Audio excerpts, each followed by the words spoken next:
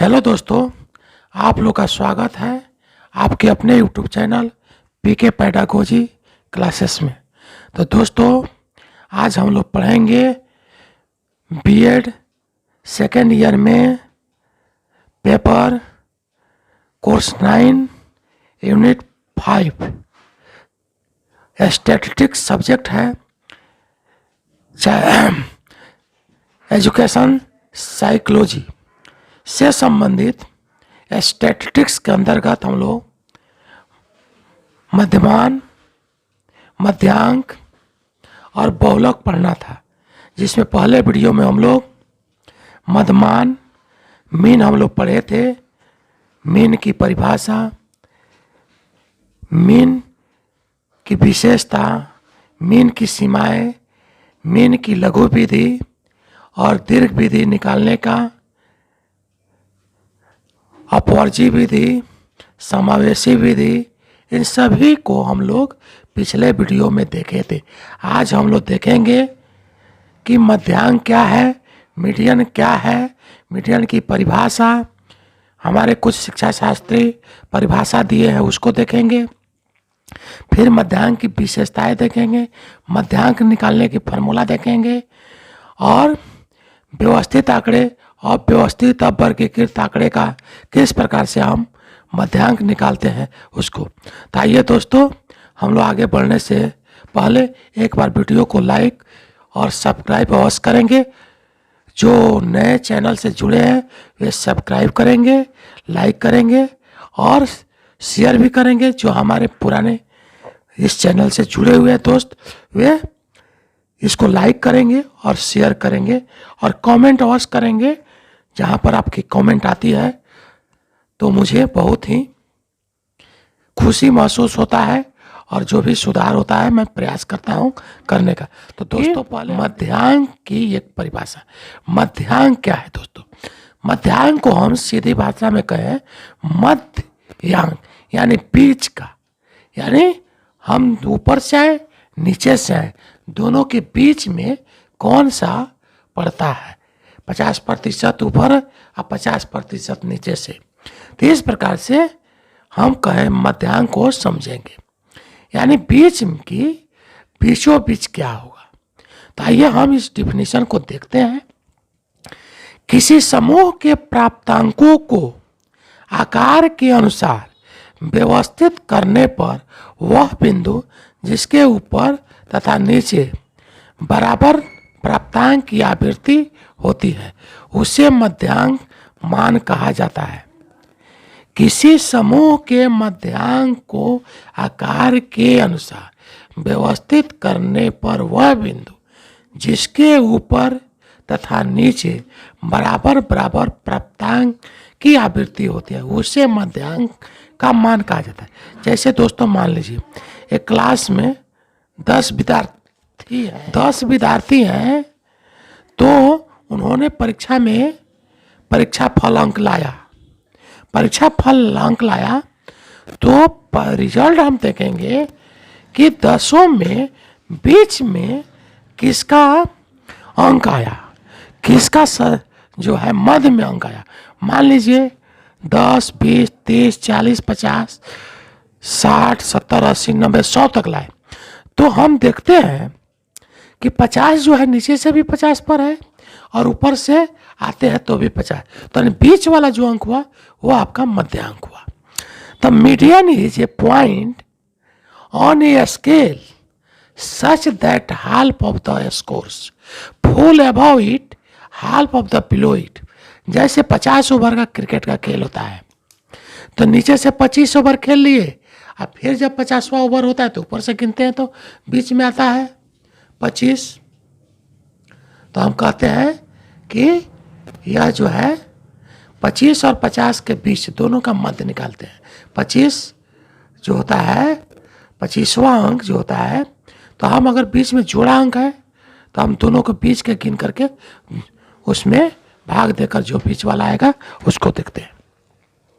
तो मध्यांक का मान ज्ञात करने की विधि, जैसे पहले बताया जा चुका है कि मध्यांक मान वह बिंदु है जहां से समूह के आधे छात्र नीचे और आधे ऊपर होते हैं। इसके लिए आवश्यक है कि समूह के प्राप्तांकों को आरोही क्रम में व्यवस्थित कर लिया जाए। यहाँ मध्यांक के मान ज्ञात करने की विधि अव्यवस्थित एवं व्यवस्थित दोनों प्रकार के परतत्वों के लिए दी गई। अब हम जानते हैं कि परतत्व क्या है। परतत्व जो है वह संख्या है जो हम इकट्ठा करते हैं। परीक्षा का रिजल्ट है वो परतत्व संख्या है। उनका परिणाम का हम औसत निकालते हैं। मध्यांक किसी वितरण की आवृत्तियों का केंद्र बिंदु होता है। मध्यांक किसी वितरण की आवृत्तियों का केंद्र बिंदु होता है जिसे नीचे और ऊपर समान आवृत्ति होती है। नीचे से भी ऊपर से भी गिनने के बाद वह आवृत्ति। अब कुछ हमारे शिक्षा शास्त्रियों ने डिफिनीशन दिए हैं उनके बारे में। गिलफोर्ड ने 1958 के अनुसार में के अनुसार किसी मापने पर मध्यांक वह बिंदु है जिसके ऊपर आधे केसेज होते हैं तथा शेष आधे केसेज नीचे होते हैं, यानी आधे ऊपर आधे नीचे। लिंडक्विस्ट के अनुसार आंकड़ों के वितरण में मध्यांक वह बिंदु है जिसके नीचे 50% आंकड़े स्थित होते तथा जिसके ऊपर भी 50% आंकड़े स्थित होते हैं। अब इसमें आंकड़े दो प्रकार के होते हैं, एक व्यवस्थित आंकड़े, एक अव्यवस्थित आंकड़े। तो अव्यवस्थित परतत्वों से मध्यांक की गणना, अव्यवस्थित परतत्वों से मध्यांक मान की गणना, इसको अंग्रेजी में बोलते हैं computing median from ungrouped data. यानी जो व्यवस्थित नहीं है, जब हम उनकी मान लीजिए किसी क्लास का रिजल्ट आया और रिजल्ट आया 20 विद्यार्थियों का, तो कहीं 20 लिख दिए, कहीं 10 आ गया, कहीं 50 अंक लिख दिए, तो इसको बोलते हैं अव्यवस्थित। और उसी को असेंडिंग ऑर्डर में लिख दिए, डिसेंडिंग ऑर्डर में लिख दिए, तो व्यवस्थित हो गया। तो इस प्रकार से अव्यवस्थित आंकड़ों को व्यवस्थित करके अरेंज करके उसका हम मध्यांक यानी मीडियन निकालते हैं। तो दोस्तों फिर हम आगे बढ़ते हैं अगला बिंदु। आइए दोस्तों हम लोग देखते हैं, एक उदाहरण को समझते हैं। पहला उदाहरण है 7 छात्रों के प्राप्तांक इस प्रकार है, इनका मध्यांक मान ज्ञात करना है। 12, 16, 10, 8, 18, 14, 20। अब इसको हम क्या करेंगे, मध्यांक ज्ञात करने के लिए सर्वप्रथम उन्हें आकार के अनुसार सजाना पड़ेगा, अर्थात सबसे छोटे प्राप्तांक को पहले, उसके बाद बड़े प्राप्तांक, अर्थात आरोही क्रम में रखते। जैसे 1 के बाद 2, 2 के बाद 3, 3 के बाद 4, इस प्रकार से क्रम से रखते हैं। उसी प्रकार के 8, 10, 12, 14, 16, 18, 20। अब हम गिन देखते हैं, 1, 2, 3, 4, 5, 6, 7 है। अब इधर से गिनेंगे 1, 2, 3, 4, इधर से गिनेंगे 1, 2, 3, 4, तो यह 14 जो है कहाँ है, बीच में है। तो इसको हम कहेंगे कि यह जो है इसका मध्यांक है। यह 14 क्या है, मध्यांक। अब मध्यांक का मान वो अंक होगा जिसके ऊपर तथा नीचे बराबर बराबर प्राप्तांक हो। इस समूह के लिए 14 यह अंक है जिसके ऊपर अथवा नीचे भी 3 प्राप्तांक है। इस समूह का मध्यांक का मान 14 होगा। तो आप देखिए, इसको मैं समझाया हूँ एकदम स्पष्ट। यानी इधर से नीचे एक साइड से गिनेंगे चौथा स्थान पर, फिर दाएं साइड से गिनते चौथा स्थान पर, यह 14 आ गया। यानी मध्यांक हमारा इसका 14। इस उदाहरण में मध्यांक का मान 14 है। यह कह सकते हैं कि अधिकांश छात्रों का प्रतिनिधित्व इस प्राप्तांक 4 द्वारा प्राप्त संभव। अर्थात तो आप दोस्तों देखें कि यह अवर्गीकृत यानी इधर उधर लिखा हुआ है और इसको हम व्यवस्थित कर लिए और व्यवस्थित करके इसका मध्यांक निकाल लिए। अब देखते हैं एक सेकेंड एग्जाम्पल। 10 छात्रों का अंग्रेजी में प्राप्तांक किस प्रकार है, उसका मध्यांक का मान ज्ञात करें। 3, 2, 5, 8, 1, 9, 7, 11, 6, 10। अब हम गिनते हैं 1, 2, 3, 4, 5, 6, 7, 8, 9, 10। 10 ठो है। मध्यांक का मान ज्ञात करने के लिए सबसे पहले आंकड़े को आरोही क्रम में लिखेंगे, यानी 1, 2, 3, 5, 6, 7, 8, 9, 10, 11, यानी 10 अंक है। तो दोस्तों इधर से 1, 2, 3, 4, 5, 5 पर क्या आया 6, 1, 2, 3, 4, 5, क्या आया 7। अब इन दोनों को जोड़ लेंगे। अब इस समूह में ऊपर से चलने पर 7 यह प्राप्तांक है, जिसे मध्यांक का मान कहा जाता है। फिर नीचे से चलने पर 6 प्राप्तांक होता है, जिसका मध्यांक मान कहा जा सकता है। ऐसी दशा में इन दोनों का मध्य बिंदु मालूम कर लिया जाएगा और उसे ही मध्यांक कहा जाएगा। इस प्रकार 7 और 6 का मध्य बिंदु, 7 और 6 को जोड़ लेंगे और 2 से भाग दे देंगे 6.5। यानी जब आंकड़ा सम संख्या में हो तो जैसे 100 है तो 100 है तो हम क्या करेंगे, इधर से 50वां अंक 50 हुआ, फिर उधर से आते हैं तो क्या होगा 51, और दोनों को जोड़ देंगे और भाग कर देंगे तो बीच वाला अंक आ जाएगा। तो इसी प्रकार प्राप्तांक को दूसरे ढंग से व्यवस्थित किया जा सकता है। तो इस प्रकार से हम व्यवस्थित कर ले, 5 नीचे 5 ऊपर। इस प्रकार हम मध्यांक का मान 6.5 हम यह कह सकते हैं कि समूह के अधिकांश छात्रों का प्रतिशत विषम वाले संख्या में कोई दिक्कत नहीं है। 7 है तो इधर से 4, दाएं बाएं से 4, दाएं से 4 आपका निकल जाएगा। लेकिन जब सम संख्या में दिया हो तो बीच वाले इधर 10 है तो इधर से भी 5 और उधर से भी 5, वहाँ स्थान जो आएगा दोनों को जोड़ देंगे।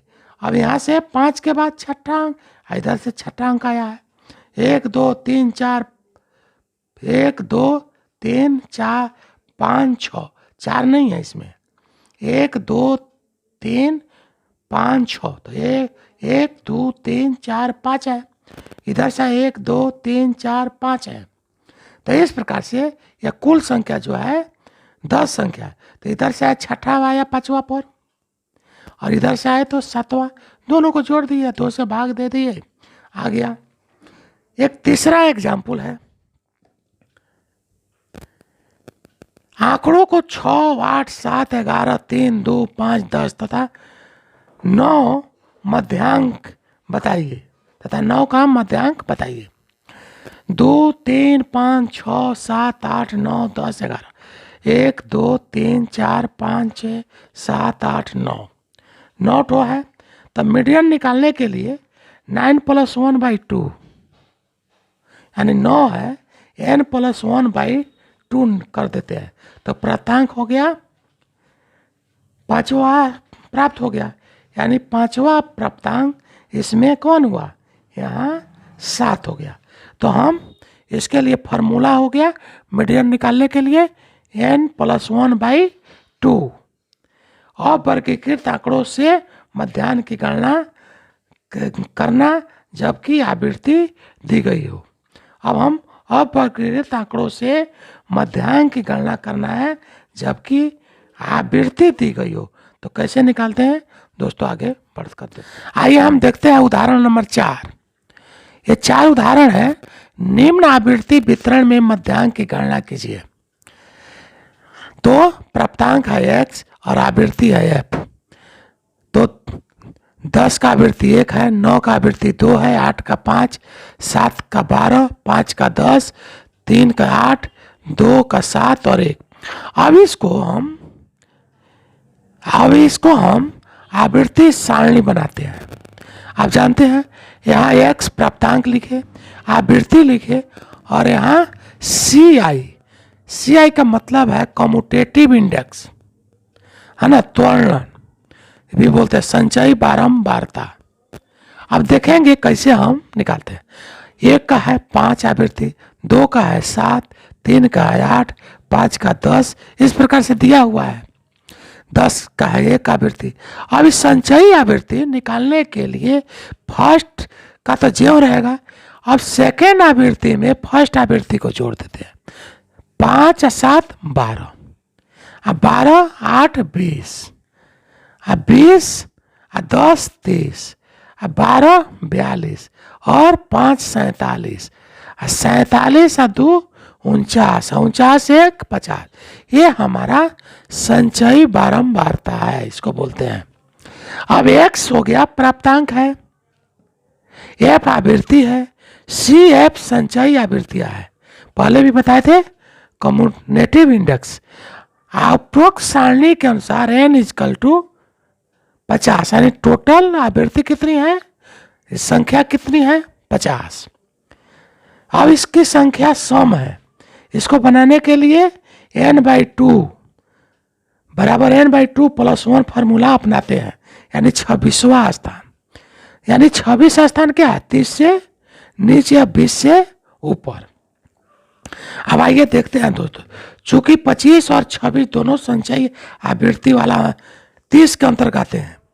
25 अगर आधा करते हैं तो 25 और 26 और 30 के संचयी आवृत्ति, 30 के संचयी आवृत्ति के पास आते हैं।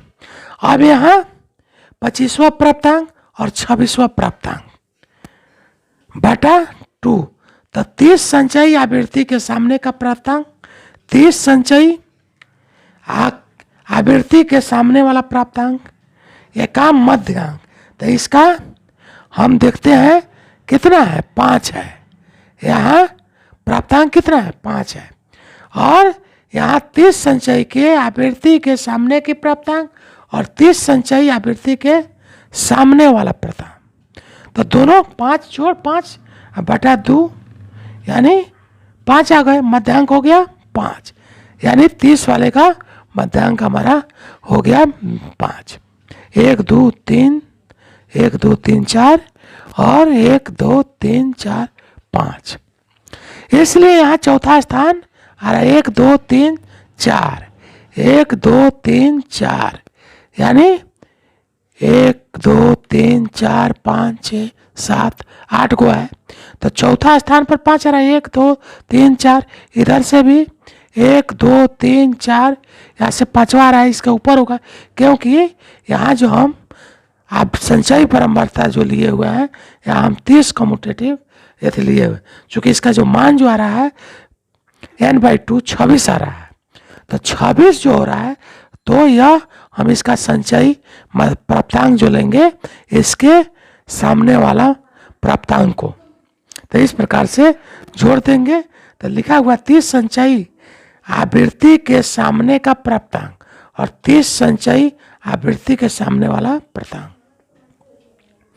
ठीक है, अब देखते हैं वर्गीकृत आंकड़ों से मध्यांक की गणना कैसे करते हैं। अभी आप लोगों ने देखा अब वर्गीकृत आंकड़ों का, अब हम वर्गीकृत आंकड़ों के से मध्यांक की गणना करेंगे।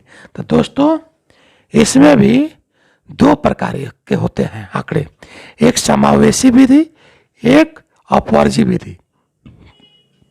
जिसमें समावेशी विधि में जिसका lower limit to upper limit और दूसरे का लोअर लिमिट, यानी पहले का अपर लिमिट दूसरे में लोअर लिमिट नहीं होता है, बल्कि उससे एक संख्या आगे बढ़कर लिखा जाता है, तो ऐसे आंकड़ों के समूह को वर्गीकृत आंकड़े, जिनका बारंबारता दिया हुआ रहता है, टैली दिया हुआ रहता है, फ्रीक्वेंसी, तो वैसे आंकड़े को वर्गीकृत आंकड़े कहते हैं।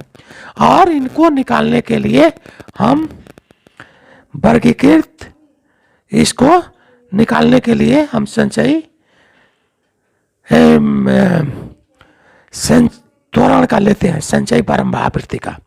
तो अब आइए देखते हैं, निम्न इसका सूत्र होता है मध्यांक निकालने के लिए L + n/2 - CF बटा F इंटू CI।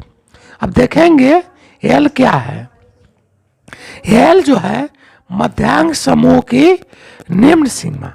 जो मध्यांक लेते हैं उसका निम्न सीमा, और एफ है मध्यांक समूह की आवृत्ति, और सी एफ है मध्यांक समूह के ठीक नीचे वाले समूह की संचयी आवृत्ति, और सी आई है वर्गांतर क्लास इंटरवल, और एन जो है फ्रीक्वेंसी यानी न्याय दर्श का आकार। न्याय दर्श आप नहीं समझते होंगे। न्याय दर्श मतलब नमूना जिसका हम लेते हैं। निम्न आकृति का वितरण तालिका की गणना कीजिए। सी आई यहां दिया हुआ है क्लास इंटरवल, और यहां दिया हुआ है फ्रीक्वेंसी। 60 से 69, 5, 50 से 59, 7, और 40 से 49, 8, 20 से 29, 9, 10 से 19, 6, 0 से 9, 5।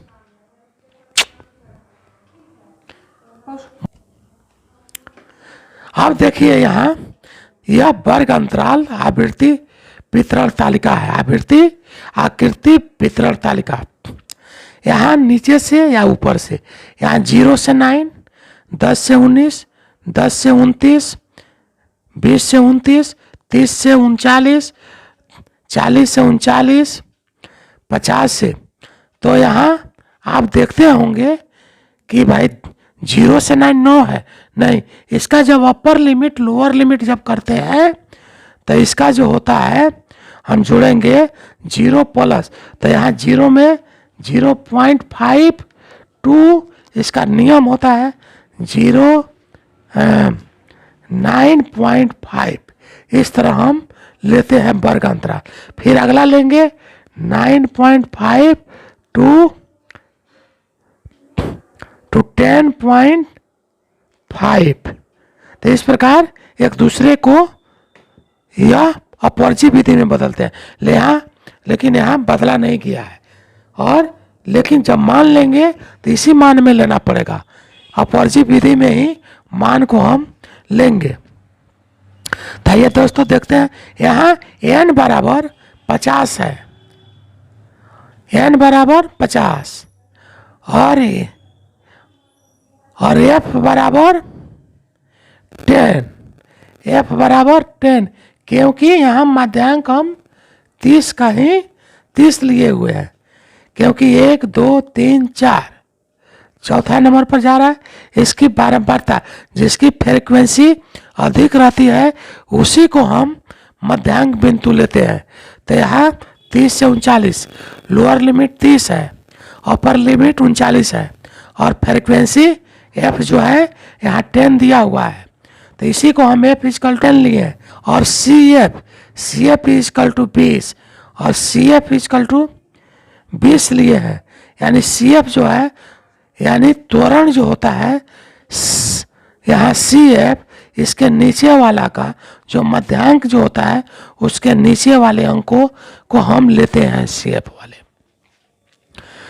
और एल इजकल टू 29 पॉइंट यानी इसके सामने वाला जो है उसको लेते हैं। यहाँ हम लेंगे तो अपर, हाँ दोस्तों इसको समझेंगे। यहाँ पर हम आपको चेंज करके भी दिखा दिए कि यहाँ यह दिया हुआ है क्लास इंटरवल 0 to 9, 10 to 19 और 20 to 29।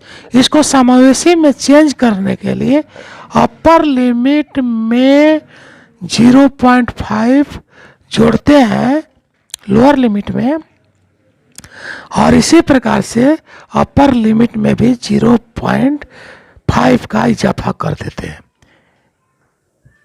ठीक है, तो यहाँ पर आपको एक का इसका आप देख रहे हैं 0.5, 9.5, इसका ये लोअर लिमिट और अपर लिमिट यानी निम्न सीमा उच्च सीमा, दूसरे का यह बन जाता है निम्न सीमा यानी लोअर लिमिट, ये हो जाता है वो हायर लिमिट। तो इस प्रकार से करके ते हैं। तो हम देखते हैं जो मध्यांक लिए हैं, यानी सबसे ज़्यादा फ्रीक्वेंसी जिसकी रहती है उसको हम मध्यांक लेते हैं। तो यहाँ इसको कम्यूटेटिव फ्रीक्वेंसी जो है इसको बोलते हैं कम्यूटेटिव, यानी संचयी बारंबारता, यानी आप पढ़े होंगे त्वरण भी बोलते हैं। तो ये जो है जब हम जोड़ते हैं आवृत्ति को एक दूसरे में जोड़, तो यहाँ आपका आ गया है यह एफ जो है 10 है, और यहाँ जो है 29 पॉइंट, यानी लोअर लिमिट को लेते हैं।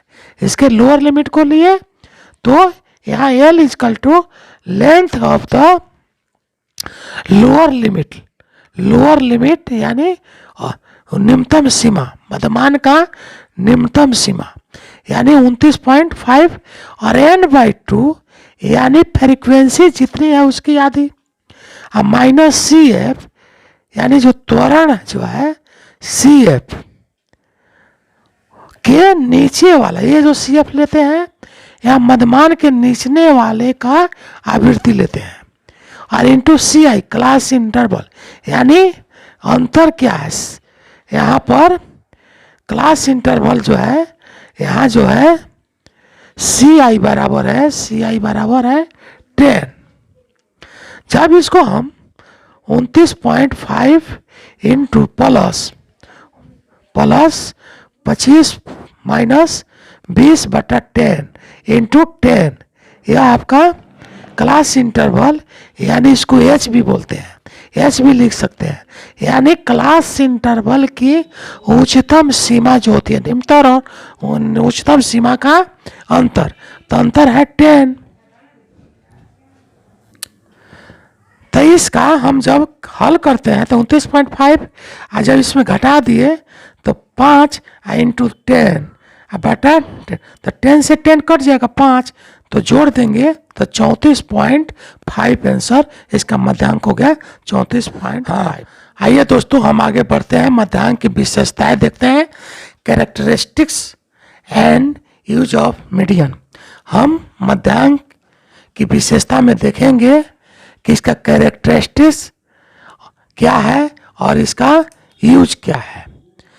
तो हम दोस्तों एक बार वीडियो को आप लोग लाइक शेयर सब्सक्राइब वॉच करेंगे, आप लोग से अपेक्षा है, ताकि हमको भी बनाने में आनंद आएगा, और वीडियो को कमेंट जरूर करिए ताकि उससे बनाने में क्या कमी है, क्या आपकी और आवश्यकता है, उसको पूरा करेंगे। तो आइए देखते हैं, यह वीडियो सभी के लिए आवश्यक है, वे बीएड का विद्यार्थी हो, मैट्रिक क्लास के उन लोगों को भी पढ़ना है, इंटर के विद्यार्थी हो, पीएससी के विद्यार्थी हो, यानी सभी लोग को स्टैटिस्टिक्स पढ़ना ही है, या मोनो साइकोलॉजी के विद्यार्थी हो, ये साइकोलॉजी से ही जुड़ा हुआ है। इसलिए दोस्तों आइए एक बार आगे हम विशेषता को देखते हैं। मध्यांक केंद्रवर्ती मान की प्रमुख विशेषताएं इस प्रकार से। मध्यांक के केंद्रवर्ती मान आपने पढ़े थे central tendency, measure of central tendency, यानी मध्यांक केंद्रवर्ती मान की प्रमुख विशेषताएं इस प्रकार है। मध्यांक के केंद्रवर्ती मान की प्रमुख विशेषताएं इस प्रकार है। मध्यांक समूह के प्रतत्वों का मध्य बिंदु होता है, और मध्यांक बिंदु के ऊपर तथा नीचे आवृत्तियां समान होती है। मध्यांक का मान का उपयोग अनुपस्थिति प्रतत्वों में किया जाता है। मध्यांक मान का उपयोग वक्रीय वितरण में किया जाता है। मध्यांक का मान का उपयोग अप्रासंख्यिकी में किया जाता है। मध्यांक मान की गणना में मध्य के प्राप्तांकों को महत्व दिया जाता है। उच्च और निम्न के परिवर्तन का प्रभाव नहीं होता है। मध्यांक का उपयोग छोटा तथा बड़ा समूहों में मध्यांक ज्ञात करने से किया जाता है। तो दोस्तों हमको बीच की राशि कैसे है वो इसलिए आवश्यक पड़ता है, और बीच की मान जानने के लिए, मध्यांक बिंदु जानने के लिए इसका उपयोग बहुत ही जरूरी है। और यह नियम जो है, इसका जो फॉर्मूला है बहुत ही उपयोगी है, हम अपेक्षा करते हैं। अब इसका मध्यांक की लिमिटेशन है, हर चीज की कुछ विशेषता होती है तो कुछ लिमिटेशन भी होती है। मध्यांक में से सभी प्राप्तांकों का महत्व नहीं दिया जाता। मध्यांक में सभी प्राप्तांकों का महत्व नहीं दिया जाता है, यानी सभी प्राप्तांक जो होते हैं उनका महत्व नहीं होता है। मध्यांक के उपयोग से सामान्यीकरण नहीं किया जा सकता है, जनरलाइज नहीं किया जाता है, यानी सबों के लिए, सभी के लोगों के लिए नहीं बनाया जाता। शिक्षक कक्षा शिक्षण के समय इसका उपयोग नहीं कर पाता है। शिक्षक जो है कक्षा शिक्षण के समय इसका उपयोग नहीं कर पाता। मध्यांक की गणना रैंकिंग पद्धतियों से ही की जाती है, समान वितरण में इसका उपयोग नहीं किया जाता। तो इस प्रकार से दोस्तों यहाँ मध्यांक की क्या है, मध्यांक की विशेषता क्या है, मध्यांक कैसे निकालते हैं और मध्यांक की सीमाएं क्या है, इतना चीज आप लोग को मैं बता दिया। और परीक्षा में इससे अवश्य एक प्रश्न आता ही है। तो दोस्तों वीडियो को लाइक और शेयर अवश्य करेंगे। जय हिंद, जय भारत।